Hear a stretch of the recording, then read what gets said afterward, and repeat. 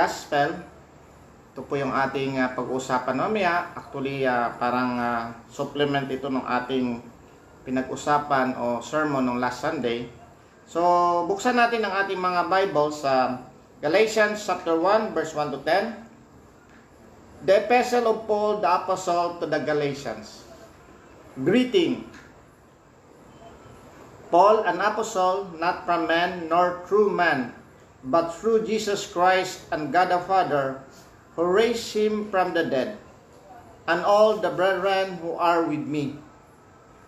To the churches of Galatia, grace to you and peace from God the Father and our Lord Jesus Christ, who gave himself for our sins, that he might deliver us from the present evil age, according to the will of our God and Father, to whom be glory forever and ever. Amen.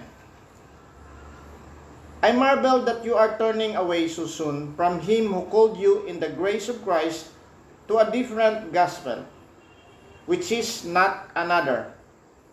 But there are some who trouble you and want to pervert the gospel of Christ.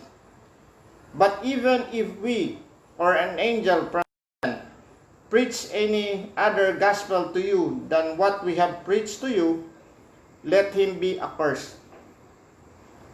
As we have said before, so now I say again, if anyone preaches any other gospel to you than what you have received, let him be accursed. For do I now persuade men or God? Or do I seek to please men? Still pleased man, I would not be a bondservant of Christ. Tayo manalangin. Panginoong Diyos na aming Ama, salamat muli sa pagkakataon, Lord, na kami, Lord, ay makarinig na masalita sa pamamagitan ng aming pagbabasa sa Biblia. Salamat din po, Lord, sa pribileyo na binigay mo sa amin na makarinig na masalita sa gabing ito sa mga mensahe na gusto mong iparating sa amin. Lord, salamat din po, Lord, sa pribileyo na binigay mo sa akin bilang isang tagapagsilita. Gamitin mo po ako, Lord, ang banal na Espiritu po, Lord, upang maibahagi po, Lord, ang iyong mensahe po sa gabing ito. Sa amin din pong makikinig, buksan mo rin po, Lord, ang aming puso't isipan upang maintindihan ito at maintindihan namin ang mga implication nito. Higit sa lahat, maintindihan namin ang tunay na gospel. Salamat muli, Lord, at dalangin namin ito, Lord, sa pangalan ni Jesus, na aming Panginoon at tagapagligtas. Amen. Ang ating pong topic sa gabing ito ay only one gospel, kasi ito po ay parang continuation ng ating napag-aralan last Sunday about the proclamation and dapat i-depend natin ang Christ-centered gospel on all sides. Actually, meron tayong binahagi doon na tatlong sides ng gospel na dapat nating i-depend.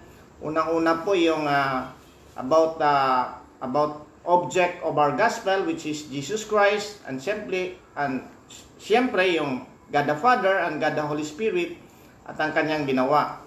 At ang dalawang parte din po doon ay yung parang paano natin makuha sa pamamagitan ng ating pananampalataya. At ang pangatlo po ay dapat tayong malaman na tayo ay binago ng Panginoon, binorn again niya tayo upang tayo makasunod ng kanyang mga alintuntunin.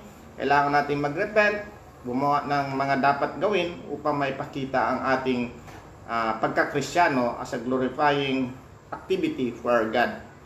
Ang ating pong pag-usapan dito ay nandoon po sa number 2, kasi this is more about the defense of the God, ma-appropriate ang ginawa ni Jesus Christ doon sa cross at paano po ito mailapat sa atin, how it will be appropriated to us, paano natin matanggap. At ang sinasabi dito ay by faith, no? By faith. So una-una po bibigyan natin ng ano ba itong sulat ni Pablo at anong konteksto nito. Pangalawa, mag-deal tayo doon sa portion talaga na paano malalapat ang ginawa ni Jesus Christ. Ang pangatlo po ay ano ang dapat nating gagawin sa mga susunod na pag-explain ito. So unang-una po, ito ay sulat ni Pablo na isang apostol to the Galatian churches.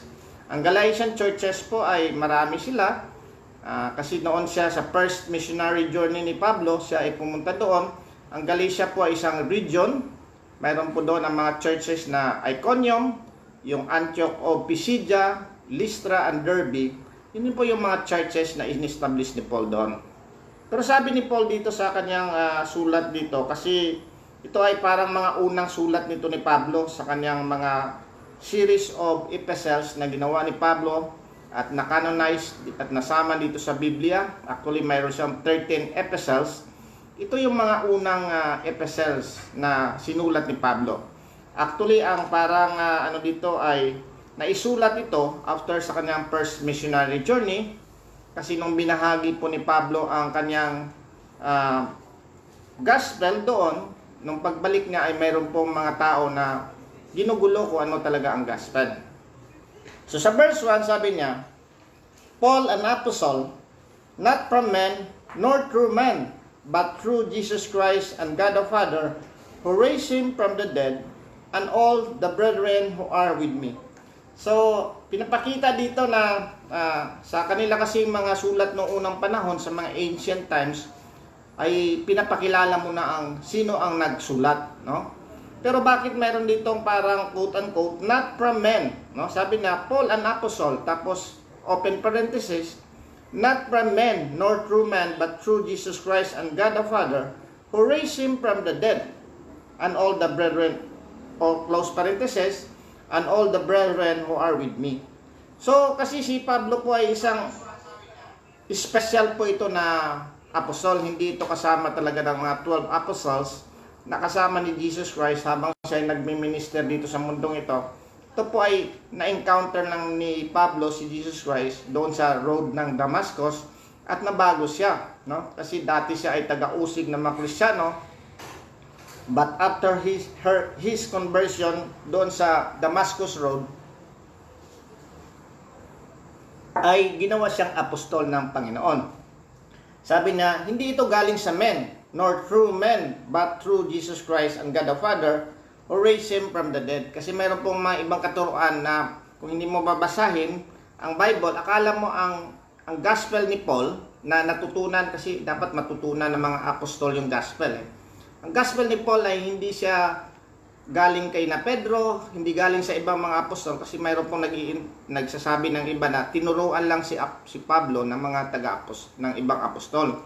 Hindi po totoo yan, kasi na-encounter talaga ni Paul si Jesus Christ. Sabi nga dito sa 11 but I made known to you, brethren, that the gospel which was preached by me is not according to men, for I neither received it from man, nor was I taught it, but it came through the revelation of Jesus Christ. So ito po ay revelation ni Jesus Christ, kasi nag-aral talaga si Paul doon sa Arabia. This is the Nabathia, Arabia, sa ilalim lang ng Philistines ito. Hindi ito Saudi Arabia.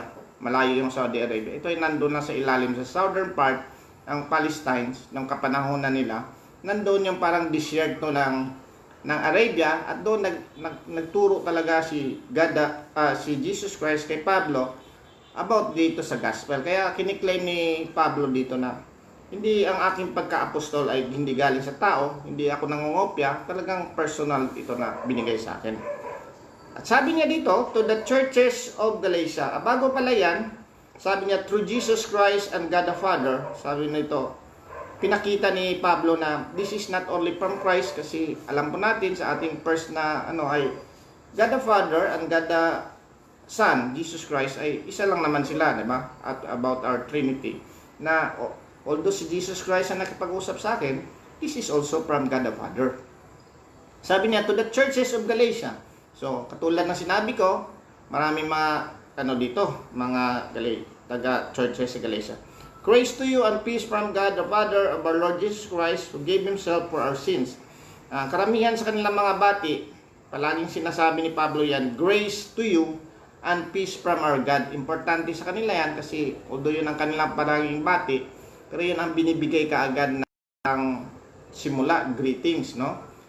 Minsan mayroon pang mercy, doon sa Timothy may mga mercy na dinadagdag, pero dito talaga palagi, grace and peace. So, kailangan mo maintindihan mo na yung grace bago ka magkaroon ng peace, no? Father of Lord Jesus Christ, who gave Himself for our sin, that we might deliver us from the present evil age. according to the will of our God and Father, to whom be glory forever and ever. Amen. So sabi niya dito, para tayo makatakas sa evil age na to. So, ang isang purpose ng maintindihan natin ng gospel ay para tayo makatakas sa evil age, no? Kasi although ang one of the purposes of the gospel ay makatakas tayo doon sa penalty of, kasi tatlo yun ang matatalakay doon. Ang gospel talaga, makatakas tayo the penalty of sin, dun sa di tayo mapapunta sa hell, kasi yun ang penalty of sin natin is the death, na eternal death, no? Pero makatakas din tayo doon sa power of sin, which is the evil age. At the same time, at the end, yun yung parang makatakas tayo the presence of sin.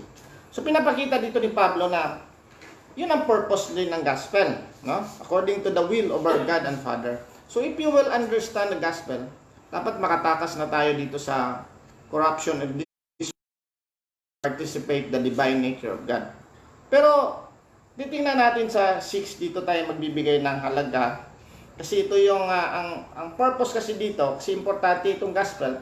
Bakit importante itong gospel? Kasi ito yung ating kaparaanan na makaalis talaga tayo sa problema, na eternal problem, na pinaka-importanting problema yan. Kasi marami pong namamatay na tao in an hour, in a second, habang ako nagsasalita dito ay marami pong namamatay na tao.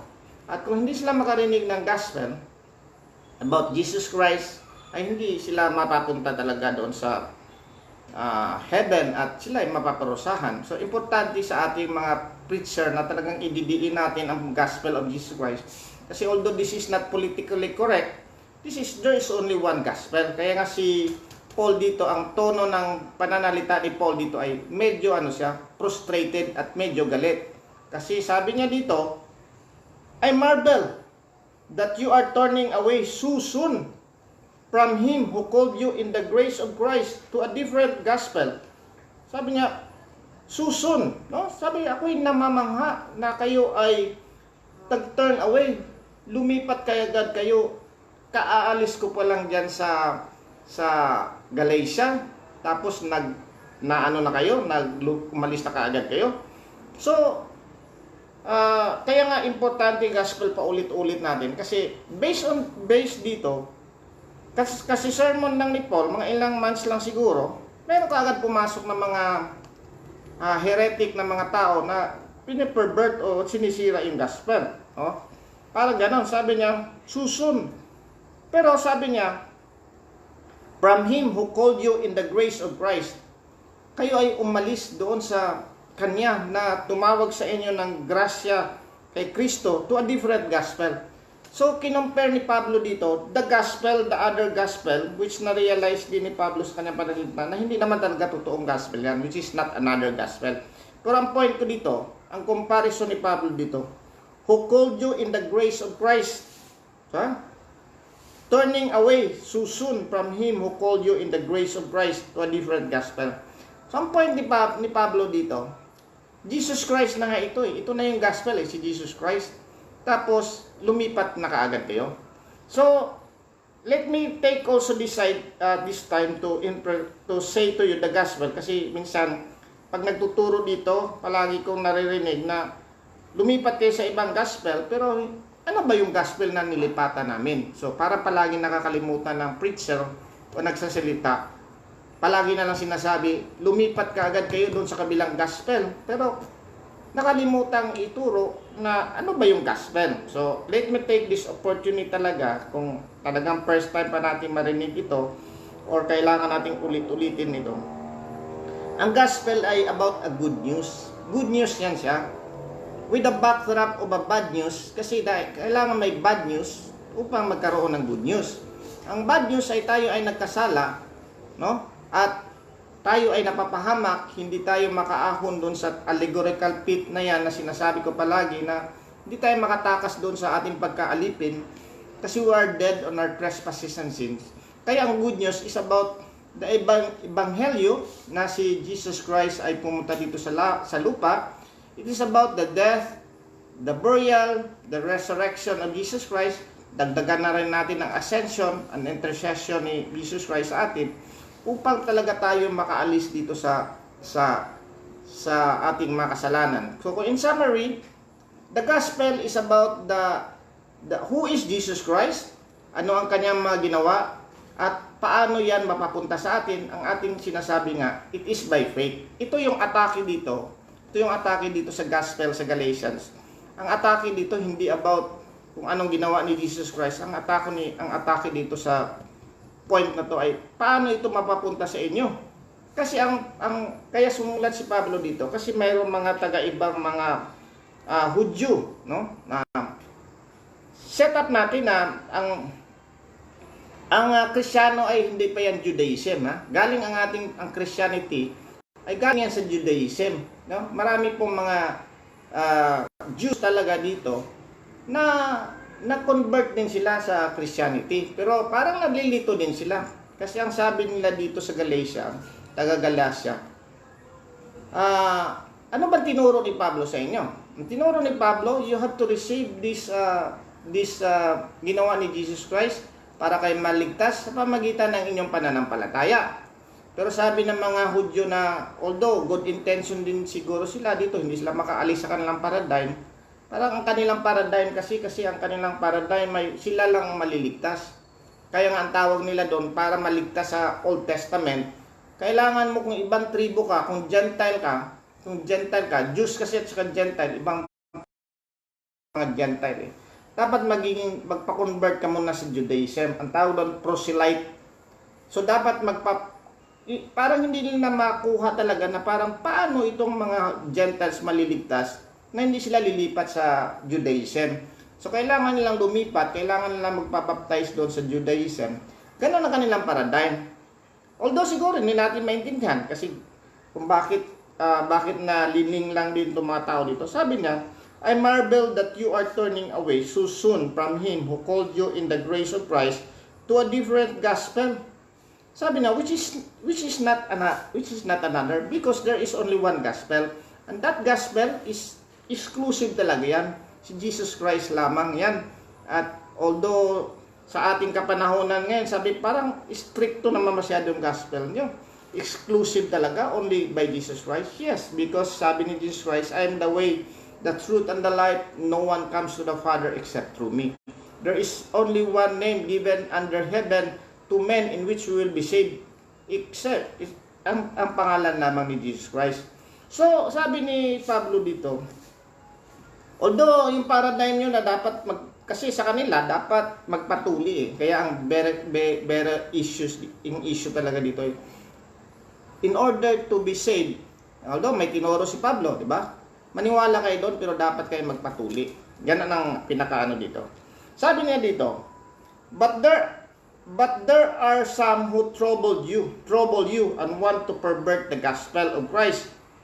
Sabi niya sa verse 8, medyo grabe talaga ang frustration ni Pablo dito at saka yung kanyang pagbahagi talaga. Sabi niya sa verse 8, but even we or an angel from heaven preach any other gospel to you than what we have preached to you, let him be accursed. Sabi niya, maski kami, sinosuperlative na niya, maski ako pa, bumalik ako sa inyo, or an angel, kasi sa kanila, ano din sila sa angel eh. Sabi na, kung magpipreach ng gospel na hindi yan ang tinuturo namin, let him be accursed or anathema. Ang anathema talaga dito sa kanila, matindi yung word na accursed eh. Talagang mapapunta ka sa hell. Ganon ang ibig sabihin nun. Ha? Tapos inulit pa niya dito. As we have said before, so I say again. Pag sinabi kasi sa Biblia pa ulit-ulit, importante yan. No? We have said before, so I say again, if anyone preaches any other gospel to you than what you have received, let him be accursed. So double talaga to. Talagang, kung sinasabi ni Paul dito, talagang ganito yan. Huwag kayong magpapalin lang. Kasi hindi yan makukuha sa ceremony. Hindi yan makukuha ang ginawa ni Jesus Christ doon. Kasi sabi ni dito, who called you the grace of Christ, no?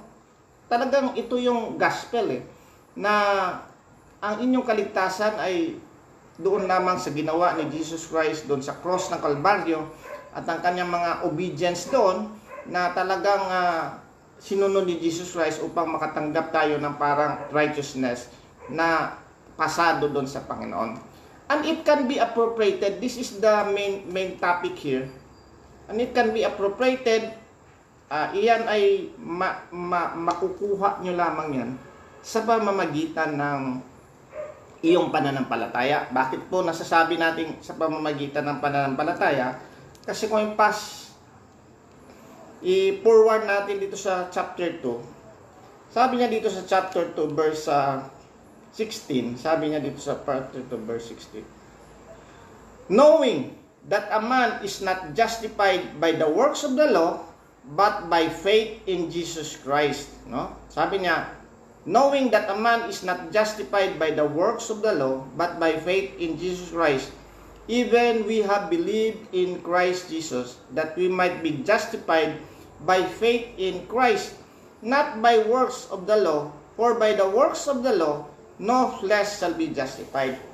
So, ang ibig sabihin ng justified nito ay parang, sa Tagalog kasi nito, pinawalang sala, pero sa English kasi dito, at saka sa theological terms talaga, this is a very important one kasi ang ibig sabihin nun, we are justified by faith. Ang ibig sabihin ng justified by faith, kasi mayroon tayong three phases or three portion of stages of our salvation. We're justified, we are sanctified, and we are glorified. Doon sa justified, yun yung parang talagang binilang ka na walang kasalanan. All your records, no? All your records are erased from the heaven ng lahat ng makasalanan mo. In-erase lahat niyan at pinalitan niya ng good records. So, if you are justified, kasi this is a court term na pag sinabi mong justified, wala ka ng kasalanan. Wala ka ng kasalanan as if you are a new na wala ka talagang kasalanan. Hindi ito parang pinatawad o pardon. Hindi ito pardon kasi iba yung pardon. Ang pardon kasi talagang nagkasala ka. Pero ang justified ay iba yung justified, talagang hindi ka tiningnan talaga na makasalanan, no? Parang as if na wala ka talagang kasalanan. Kunyari parang lumaki ka, kunyari 50 years old ka na. Since birth, wala kang kasalanan. Yun ang justified. Wala kang kasalanan. So, babalikan ko dito, knowing that a man is not justified by works of the law, but by the faith in Jesus Christ, even we have believed in Christ Jesus, that we might be justified by faith in Christ, and not by the works of the law, for by the works of the law, no flesh shall be justified. So, sabi ni Pablo dito, na ito yung tinuro namin sa inyo. Tapos mayroong bago dyan na parang mga ceremonial or something na additional. Hindi pwedeng may additional. Kasi kung lalagyan natin ng addition yung ginawa ni Jesus Christ, hindi na maganda yan. So, verse 10. For do I now persuade men or God? Sabi nga, kailangan ko bang ipipersuade ba yung men? Parang gusto ko bang magpasikat pa sa mga tao? O ang God lang? No? Kasi the gospel, tanda natin, ang gospel is not hindi yan sikat, hindi yan pag nag-proclaim ka ng gospel, hindi ka sisikat. Ganun ang pinaka-presumption dito. Even today, if we preach the true gospel, hindi ka sisikat. You will be persecuted kasi exclusive na yan eh. Tsaka paninindigan talaga ng mga preacher na walang iba. Kasi kung ipipersuade lang natin yung men, hindi God, sabi niya, for do I now persuade men or God? Tanong niya sa sarili nan. Or do I seek to please men? Do I seek to please men? Sabi na siya din na sumagot. For if I still please men, I would not be a bondservant of Christ. Kasi si Pablo, alam niyang bond, hindi lang servant na ordinary, dulos parang bondservant talaga. Talagang hindi lang alipin talaga, as an alipin, no, of Christ. So sabi ni Pablo, kung magpapasikat lang ako, hindi na sana ako nagpapaalipin dito kay Kristo. But now, I'm still a bondservant of Jesus Christ. Ngayon po ay Yun po ang konteksto dito, pero bibigyan natin ng lawak kasi ang ating ginamit nga dito. Paano tayo ma-justified? Sabi nito, kasi ang ano dito, works eh. Kaya nga ginamit natin doon sa ating ano doon, last Sunday, babalikan ko lang. We have to distinguish the different kinds of works, no? Kasi eventually in the final analysis, we will be evaluated or we will be judged by works, no? But by works talaga yan, pero sinong work na ipe-present natin? Kaya nga dalawa ang ano ko, yung ang ipe-present natin in salvation, ang works talaga ni Jesus Christ, no? Uulitin ko ito kasi baka maguluhan kayo. Ang ibig ko sabihin dito, gagamitin natin yung point doon na iba yung distinguish, tsaka yung parang ginamit doon sa paano mo makilala si Jesus Christ. Kasi si Jesus Christ, mayroon yung two natures eh. So sa Chalcedon, in 500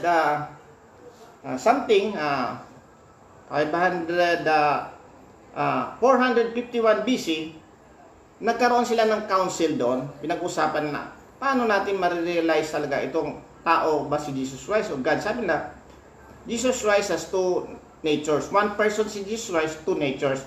Pero ang sabi nila, sinulat nila yung four negatives. Ang four negatives, we should not confuse, we should not change, we should not divide, and we should not separate ang nature ng dalawang ni Jesus Christ. Pero pwede mong i-distinguish. Kaya sinabi ko, kung gusto mo maintindihan ang two nature ni Jesus Christ, hindi po siya sirena na naghalo-halo. Si Jesus Christ ay nandun yung kanyang two natures, pero hindi mo pwede siyang i-separate. No? Kung saan yung tao na Jesus Christ, nandun yung God na Jesus Christ. Hindi mo rin siya pwedeng i-confuse. Hindi mo rin siya pwedeng i-confuse kasi pag i-confuse mo, yan ba yan ay tao, yan ba yan ay God, hindi mo pwedeng confuse. Lalo na hindi mo pwedeng i-change. Hindi mo pwedeng bawasan ang pagka-truly man ni Jesus Christ. Hindi mo pwedeng bawasan ang kanyang attributes.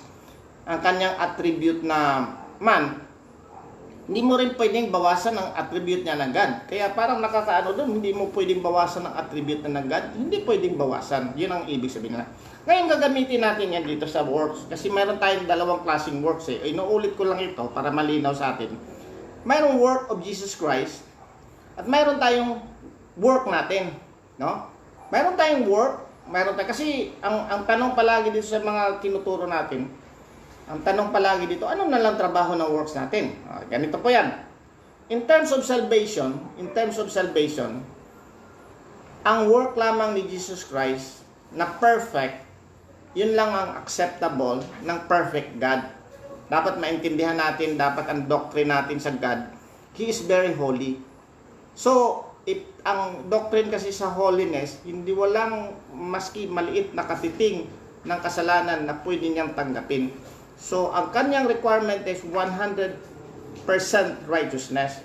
So, only Jesus Christ has the perfect righteousness. I hope naintindihan na perfect righteousness. So, kailangan matransfer yung perfect righteousness yan. Yun ang dapat nating suotin para ang tingin sa atin ng God, we are perfect because of the righteousness of God. Hindi natin pwedeng i-mix up yan sa ating righteousness. Kasi yung ang ating righteousness, mayroong purpose yan, pero hindi yan pwedeng gamitin sa salvation. Kasi kung i-mix up mo yan, gaano kaganda ang intention mo, hindi na perfect yung righteousness ni Jesus Christ. Kasi para ang illustration yan, parang poison yan eh. Yung pure yung kay Jesus Christ, haluan mo lang na maliit na poison, hindi na po pwede sa God yan.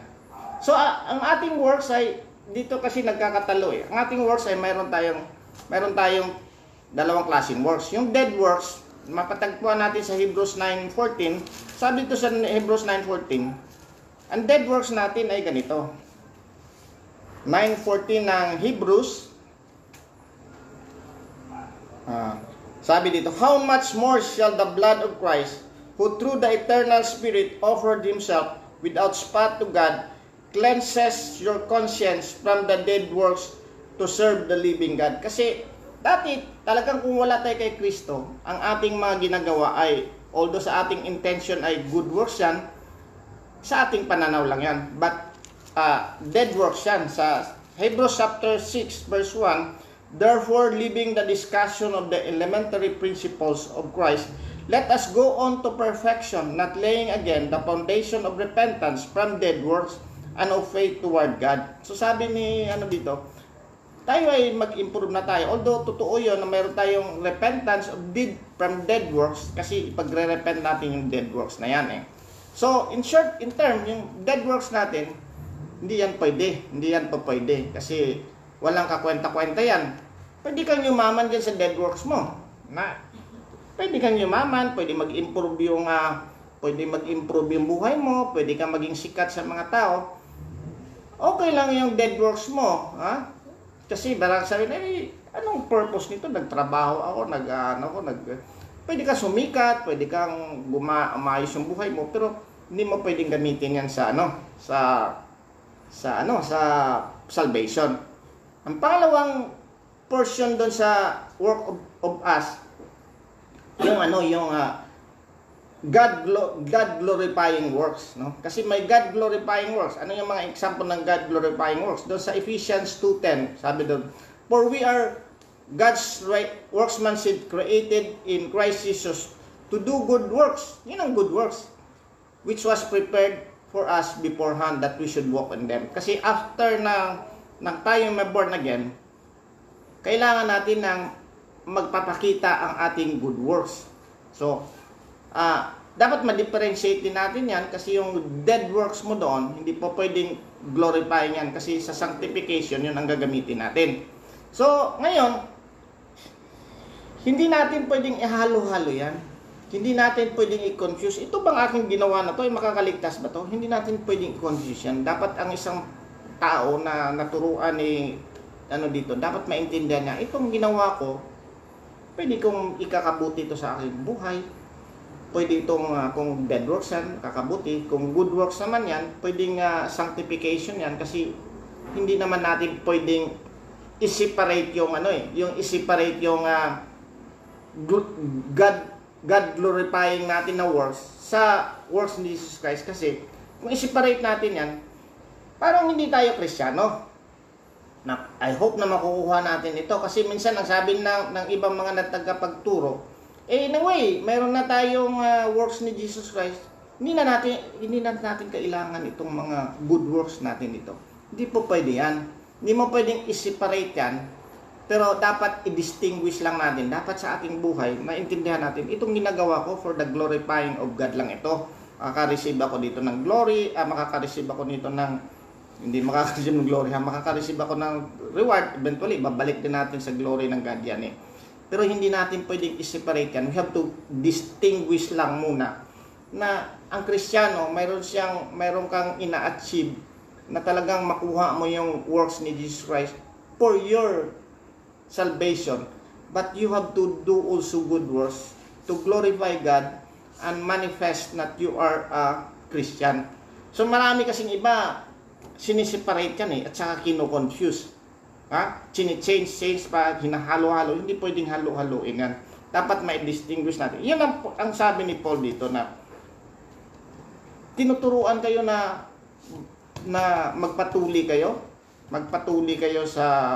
para maligtas kayo. Sabi nga ni Paul sa bandang dulo na pag nagpatuli kayo, mayroon na kayong responsibility kasi ang responsibility you have to, kung nagsimula ka sa good works, so yan ang paraan mo, dapat tapusin mo yan kasi sabi dito sa 3:10 ng Galatians, for as many as are of the works of the law and under the curse. Kasi kung yung mo is pamagitan ng iyong pagsunod sa batas, you're under the curse. For it is written, cursed is everyone who does not continue in all things which are written in the book of the law to do them. So ibig sabihin niya, if you miss one, if your salvation, kung legalist ka talaga, sige, ayaw ko yung good works ni Jesus Christ, good works lang. Sabi ni Paul, sige, pero 100% dapat mong gawin yan kasi curse ka kung hindi ka makakasunod. No? Yan ang po ang ano doon. I hope na malinaw na malinaw sa atin ito. Ang pinaka-keyword talaga yan, distinguish lang. Distinguish mo kung anong works ang makaka-save sa'yo. The works of Jesus Christ. And you can appropriate it to yourselves. If you believe on Jesus Christ, yung righteousness ni Jesus Christ nasa iyo. Pero mayroon ka rin trabaho na imparted righteousness din, yung good works. Pero hindi mo pwedeng ihalo yan. Kasi kung ihalo mo yan, hindi na pwede yan sa God na halo-halo. So, minsan kasi meron doon sa Psalms na parang, or Proverbs na parang, intention ko good, but not all intention of man is good. Mapapahama ka doon. So, yun po ang ating point dito ay, paano ba ma-appropriate? Paano ba makuha natin? By faith only. And by faith only, you have to get the works of Jesus Christ. Importante yung works of Jesus Christ. Ulitin ko yung yung works of Jesus Christ. Mayroon siyang dalawang klaseng works. Yung kanyang passive obedience at saka yung active obedience. Yung passive obedience niya, yun yung para namatay siya para sa ating kasalanan. Siya ang namatay doon sa cross, no? Para tubusin tayo at hindi tayo mapalo ng Panginoon, hindi mapapunta ang wrath, siya ang sumalo ng ating wrath na supposed to be mapapunta sa atin.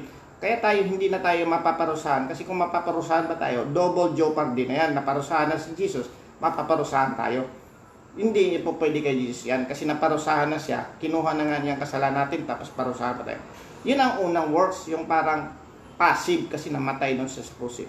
Ang pangalawang ay active obedience na sinunod, he fulfilled all the laws na dapat gawin para siya perfect, mayroon siyang perfect righteousness. And this is righteousness, this is the righteousness na dapat ma-impute o ma-credit sa ating account na parang mayroon tayong righteousness na katulad ni Jesus Christ. Kaya bilang pagtatapos po mga kapatid, dapat maintindihan natin yung doctrine of in Christ, in Christ. Dapat nandun tayo kay Christ kasi kung anong ginawa ni Christ, yun din ang supposed to be nagawa natin. Kung siya'y namatay doon sa krus na parusahan, para na rin tayo naparusahan. Kung siya ay nakasunod sa batas, para tayo na rin ay nakasunod. Yun ang mahirap intindihin, but we have to pray to God na bibigyan tayo ng illumination. Bilang pagtatapos po, dito po si Pablo po ay talagang siya, parang sabi nga niya dito sa verse 3, O foolish Galatians, who was bewitched you that you should not obey the truth, before whose eyes Jesus Christ was clearly portrayed among you as crucified. No? This only I want to learn from you. Did you receive the Spirit by the works of the law or by the hearing of faith? No? Sabi na-receive nyo ba by the works of the law or by hearing of faith? Sabi na, by hearing of faith. Faith comes by hearing and by hearing the word of God. So sabi ni Pablo, dapat ma-distinguish nyo kung paano kayo maliligtas. Ang maliligtas lamang kayo by the works of the law. Kung mayroong nagtuturo sa inyo na magpapatuloy pa kayo, sabi nga niya, galit na galit siya, dapat mapaputo na lang kayo eh. Kung ganon. O parang parang sarcastic na, hindi lang putuli na lang kung gusto nyo. Pero ibig sabihin, bakit nasabi ni Pablo yan? Kasi he wants the Galatians to be saved.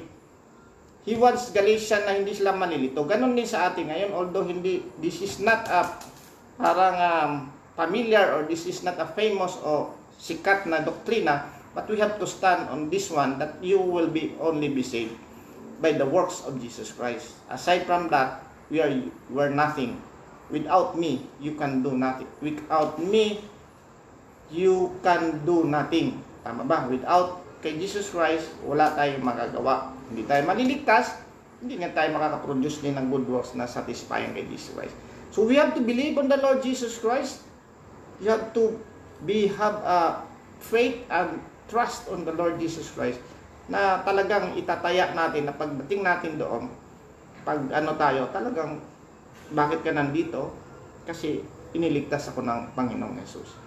So mga kapatid, I hope na kung mayroon man dito na hindi pa talaga nakaunawa at hindi nagsisi sa kasalanan at hindi tinatanggap si Jesus bilang kanyang Panginoon tagapagligtas, I hope and pray na talagang maranasan natin ang pag-ibig ni Jesus Christ na siya talaga ang ating tagapagligtas. Believe on the Lord Jesus Christ and you will be saved and your household. No? Ipaano natin na sa masusunod na mga sa mga sermon kung bakit kasama ang household. No, although yes and no ang tanong, ang sagot doon. So, for the meantime, you have to believe on the Lord Jesus Christ and you will be saved. Let us pray. Panginoong Diyos na aming Ama, kami ay muling nagpapasalamat sa aming pakikinig na yung masalita. Salamat po Lord na binigay mo Lord ang mensahe sa amin. Patuloy na